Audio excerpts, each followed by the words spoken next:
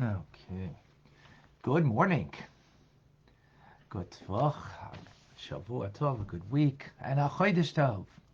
And a good month. As today is Rosh Chodesh, the beginning of a new month. The month of Nisan, the month of Geula, of redemption. We welcome, as we welcome all the time, here on Facebook and Clubhouse, Deshane, Glenn. We have with us Manuela from Germany, Shalom. And Dina from Brooklyn, welcome.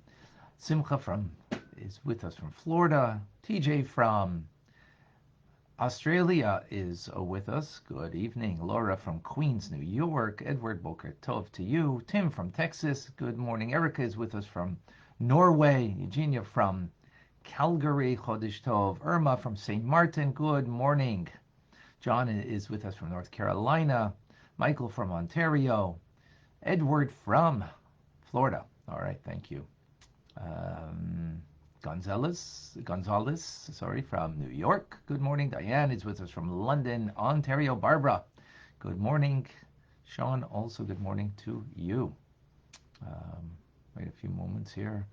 It's like with the clock being changed, I think people are a little off kilter. And we welcome everybody. Rena from Colorado, Boker Tov. Deborah from Brazil, good morning. It's snowing in Colorado, looks like. Barbara in Central Florida, good morning. Probably not snowing there. Probably not snowing there. Shloimi Baruch, thank you for joining.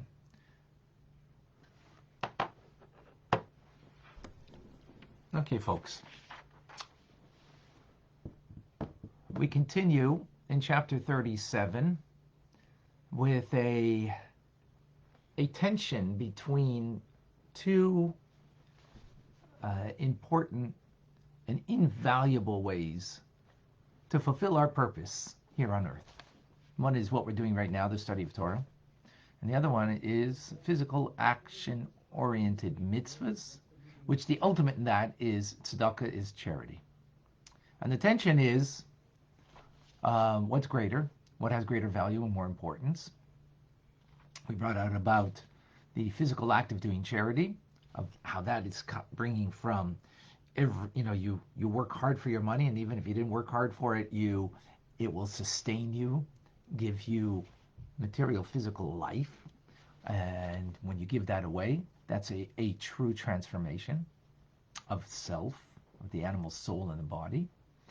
On the other hand, the study of Torah has a greater unity with God. We are much more connected to God with what we're doing right now, to the divine, by studying Torah.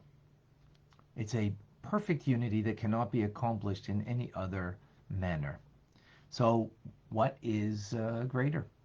So in today's class, we come to some kind of conclusion about this.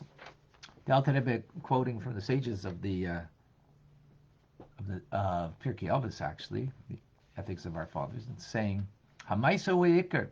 In the end, the essential thing is not study, but it's deed. Deed is of utmost importance. Further, it says in the verse, it says in the Torah, "Hayom la'asosam." Today, meaning in my lifetime, what is my focus? Hayom is to do action-oriented mitzvahs. That's what the soul came down here. If you remember, we spoke about the soul. It doesn't need fixing.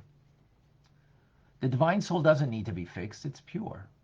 Yes, it is imprisoned when it comes into a body, but it itself doesn't need fixing. It came here to help the animal soul / vital soul and the body to transform it.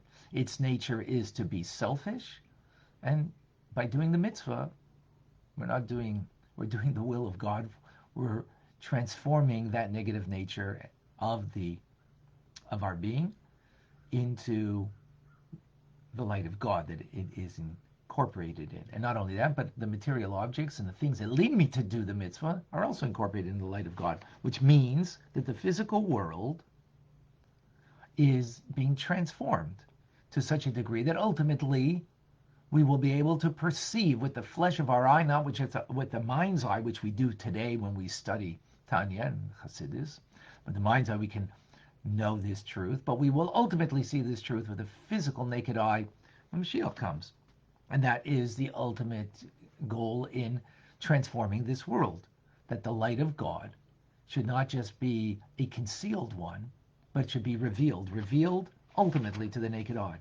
And therefore, when you come to a situation, when you have two things before you, the mitzvah or the study of Torah, like we're doing right now. Now, the mitzvah meaning, of course, God's command, not, what I consider, what I deem the mitzvah. But what God, he needs from me, from the 613 commandments, or 248 positive commandments. And there's a conflict between the two. I'm studying, but I have to say the Shema on time. I have to put on tefillin. I have to pray, whatever other kind of mitzvah that there is, that my studying is a conflict with right now. So you have to put aside the study, and what do? Do the physical-oriented mitzvah, right? Now, there's a caveat to that. That is true only when that mitzvah will not be done. If the mitzvah will be done without me, then you know what I do? I continue studying Torah. Why? Because ultimately, the study of Torah is a greater unity and oneness with God that our soul has. And therefore, that is what we strive for from the vantage point of what my, I don't know if you will call my needs or my desire, is to have that deeper unity and oneness with God.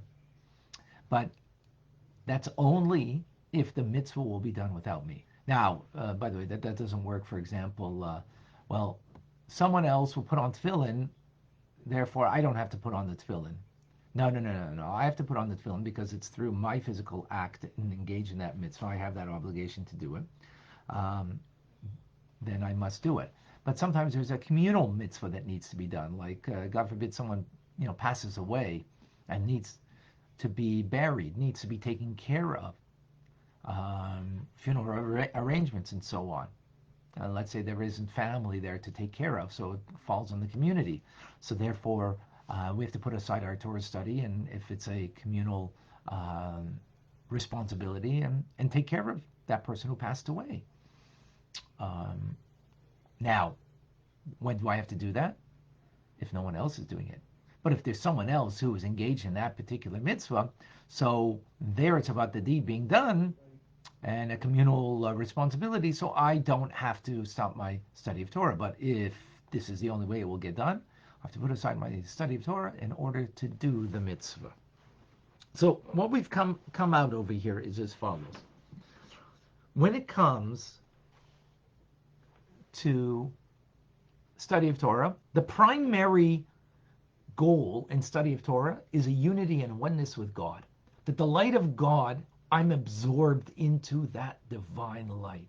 That there is no unity, no oneness like that can be achieved through any other means. Through the doing of a mitzvah, I don't have that same kind of unity. But what I do have through the act of doing a mitzvah is actually changing the world. Changing first me, and then the material world around me. I'm changing me because engaging in that physical act, I have to engage my body. I have to engage my vital/animal soul that are by nature self-directed, self-absorbed, seeking only pleasure, self-fulfillment for itself. And here I am now doing the will of God. I'm doing what God needs from me rather than what I want from myself. That's transformative of me. And of course, the material world that I engage in is likewise, it's transformative of the material world that I engage in. So that is the primary purpose of what my soul came into this world. So therefore, I need to engage in that first and foremost. But that's only when the deed needs to be fulfilled either through me or by the community, so therefore I may need to engage in that. But when that is not a responsibility to transform something of the material world, of my being, what I'm seeking is what my soul desires. What is my divine soul? Right? Divine soul, what it desires, not what your body desires, right? Not what your vital soul desires, but what your divine soul. Your divine soul just wants to be connected. And through the study of Torah, as we're doing right now, that is the greatest and foremost form of divine connection. Any questions or any thoughts on this before we continue on to the next